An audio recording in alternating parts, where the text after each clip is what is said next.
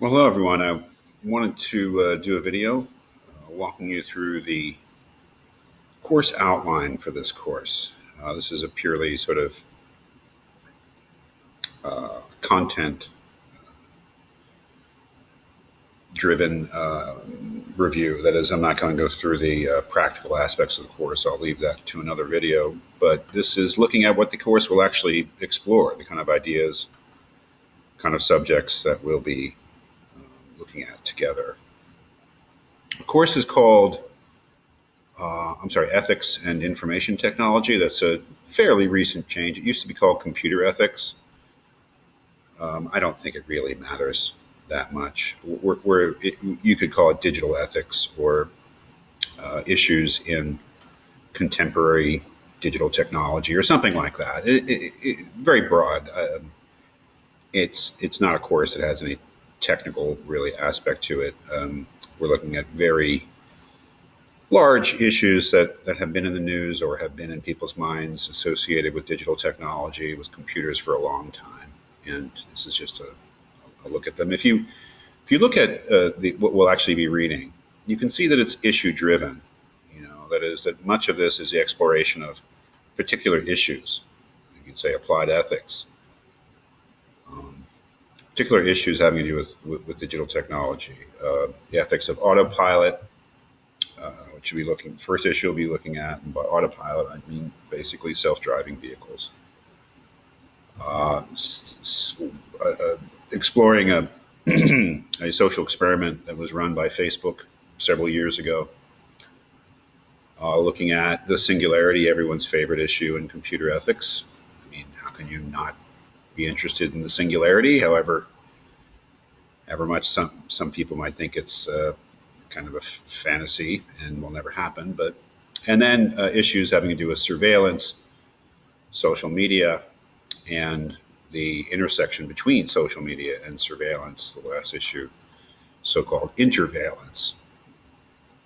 So as you can see, it is an issue-driven course. That is, most of what we'll be doing is looking at the nitty-gritty, looking at the particulars of these issues, exploring them, exploring the ethical things at stake.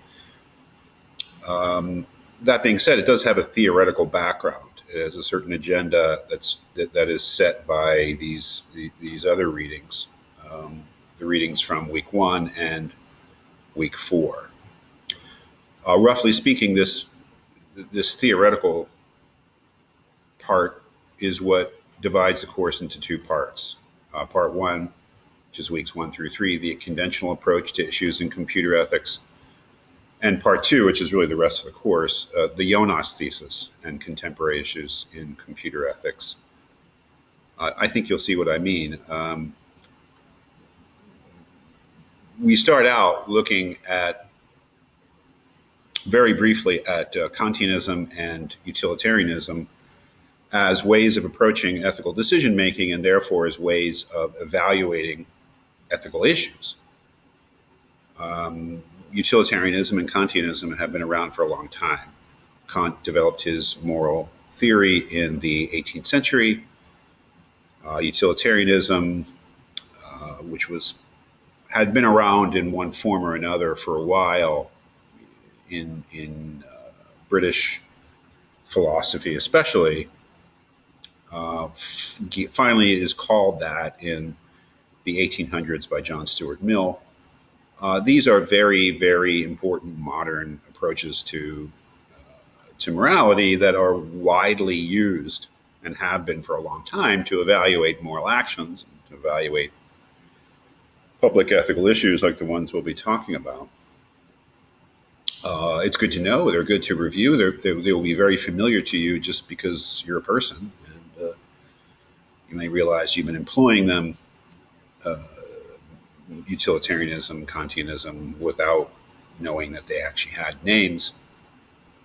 And then we'll look at these issues of autopilot and the Facebook experiment and kind of confine ourselves, or at least try to confine ourselves, to evaluating them with these Kantian and utilitarian resources.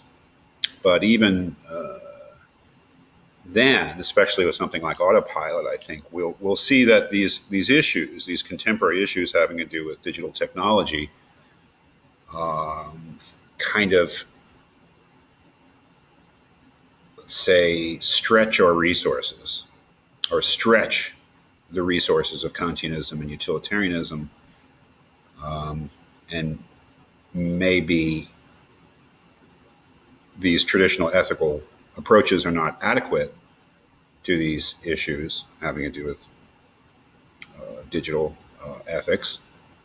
And that will lead us into the second part of the course, a reading, and I consider this the center of the course, a reading of Hans Jonas's Technology and Responsibility, the New Tasks of Ethics, in week 4. The Jonas thesis, what I'm calling the Jonas thesis, and we'll have plenty of time to discuss it, but simply put, the Jonas thesis is that because of the growth of technology, not just digital computer technology, but technology in general, that we have entered into a historical period where the traditional ethical approaches, the traditional ethical methods, like Kantianism, utilitarianism, but also the ethical approaches of different religious traditions, things like that, have been left behind by the growth of technology. That the power of technology is so great now that we need to develop entirely new ethical approaches, which is a radical thesis. It was published around 1970, and although Jonas didn't specifically have computer technology in mind,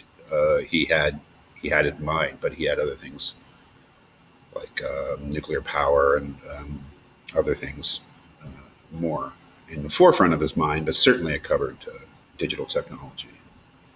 I think the thesis has become more and more pertinent as we move deeper and deeper into a digital world.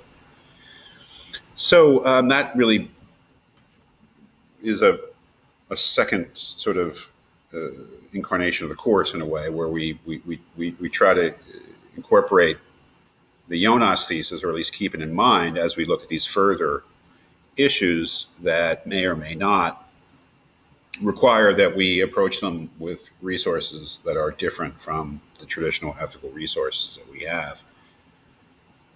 Some of which are Kantian and utilitarian. And starting out with the singularity and spending 2 weeks on it is kind of I think that if you're thinking about something that is influenced by or is in the same, has the same sort of approach or the same sort of thinking as Jonas, it's the people who talk about the singularity, because we're talking about this moment in the development of human technology, which will entirely change the conditions of human life. And if that's true, then it would stand to reason that our ethical, moral resources that we've developed up to this time will no longer be adequate for this entirely new world. Now, whether or not all this is really a sound way of thinking about things, I don't know, but I think it's interesting to explore. If you don't know what the singularity is, you will know. I mean, you just read the material and you'll get a sense of it. But basically, it's an idea that goes back all the way to the 1950s, which states that at a certain point, again, the growth of technology, both sort of quantitative and qualitative growth of technology, will at a certain point reach a stage where we will be entering into entirely new territory in terms of our existence. You could even call it a post-human existence, because the kind of changes that will have occurred to human life will be so radical that we will, in a certain sense, no longer be human. We'll be something else. And this is a very big challenge. So just to let you know, the 3 essays, the first one will be about the first 3 weeks. The second one will be essentially about the Jonas thesis and the singularity. And the third one, keeping in mind the Jonas thesis, will be about the material that we look at in weeks 7 through 10, which are, again, we go back to basically kind of basic digital or computer current ethical issues, but in a kind of a related way. We'll spend 2 weeks looking at the phenomenon of digital surveillance, or how digital technology has transformed surveillance to the point where the Chinese government has basically built a surveillance state, leaning completely on digital technology to achieve that. It's a kind of thing that wouldn't have been possible, even in the totalitarianisms of the old Soviet Union and the fascist totalitarianisms, the Nazis in the 30s and 40s. They just simply didn't have the tools to do the kind of surveillance that is possible now. So we'll look at that. And then week 9, starting out looking at ethical issues having to do with social media, that will sort of blend into surveillance. In week 2, we'll look at a phenomenon called interveillance, which I lean pretty heavily on the Black Mirror episode Nosedive as a great science fiction exploration of interveillance. The idea that social media can be employed as a form of total surveillance, where you don't have a top-down governmental authority watching everyone. You have everyone watching everyone else through social media, but both achieve a kind of a form of behavioral control, social control, but in different ways. So that'll be the course. It does have this sort of 2-part structure, and leans pretty heavily. It's influenced very heavily by Hans Jonas's thesis.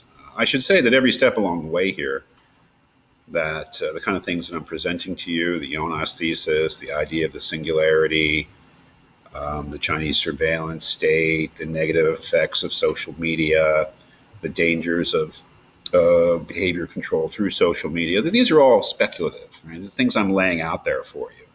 I'm not the kind of teacher, hopefully, who demands that you just accept everything I say and everything that I put out there to read is something.